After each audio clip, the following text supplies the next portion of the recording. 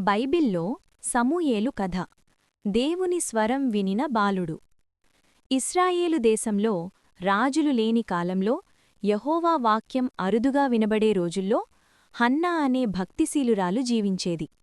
ఆమెకు సంతానం లేకపోవడంతో ఆమె ఎంతో దుఃఖపడేది.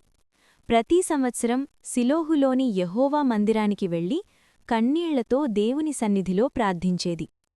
ప్రభువా, నీవు నాకు కుమారుణ్ణి దయచేస్తే అతని జీవితాంతం నీకే అర్పిస్తాను అని ఆమె మొరపెట్టుకుంది. యెహోవా ఆమె ప్రార్థనను ఆలకించి ఆమెకొక కుమారుణ్ణి అనుగ్రహించాడు. ఆమె అతనికి సమూయేలు అని పేరు పెట్టింది. ఆ పేరుకు అర్థం దేవుని దగ్గర వినబడినవాడు. సమూయేలు ఇంకా చిన్నవాడే ఉన్నప్పుడు హన్నా తన మాటను నిలబెట్టుకుంది. అతన్ని సిలోహులోని మందిరానికి తీసుకెళ్లి యాజకుడైన ఏలీ సంరక్షణలో ఉంచింది. చిన్న వయసులోనే సమూయేలు యెహోవాకు సేవచేస్తూ లీనెన్ ఏఫోదు ధరించి దేవుని దృష్టిలోనూ ప్రజల దృష్టిలోనూ కృప పొందుతూ పెరిగాడు. ఏలీ కుమారులు దుర్మార్గంగా ప్రవర్తించినా సమూయేలు మాత్రం శుద్ధహృదయంతో దేవునికి విధేయుడిగా ఉండేవాడు. ఒక రాత్రి సమూయేలు యెహోవా మందిరంలో నిద్రపోతుండగా సమూయేలా అని పిలిచే స్వరం వినిపించింది. అది ఏలీ అని అనుకుని అతని దగ్గరకు పరిగెట్టాడు. ఈ సంఘటన 3 సార్లు జరిగింది. అప్పుడు ఏలీకి యెహోవానే బాలుడిని పిలుస్తున్నాడని అర్థమైంది.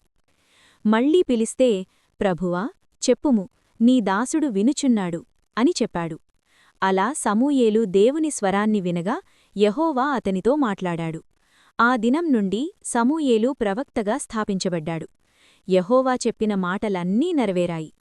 సమూయేలు తరువాత కాలంలో ఇశ్రాయేలు ప్రజలకు ప్రవక్తగా, న్యాయాధిపతిగా, ఆత్మీయ నాయకుడిగా సేవచేశాడు.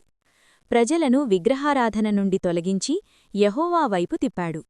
రాజును కోరినప్పుడు దేవుని ఆజ్ఞ ప్రకారం సౌలును రాజుగా అభిషేకించాడు. తరువాత దేవుడు ఎన్నుకున్న దావీదును కూడా సమూయేలే అభిషేకించాడు. సమూయేలు జీవితం మనకొక గొప్ప పాఠం నేర్పిస్తుంది. ప్రార్థన శక్తి, విధేయత, దేవుని స్వరాన్ని వినే హృదయం. చిన్నవాడైనా దేవుని పిలుపుకు స్పందించినవాడిని దేవుడు గొప్పగా ఉపయోగించగలడని సమూయేలు కథ మనకు గుర్తుచేస్తుంది.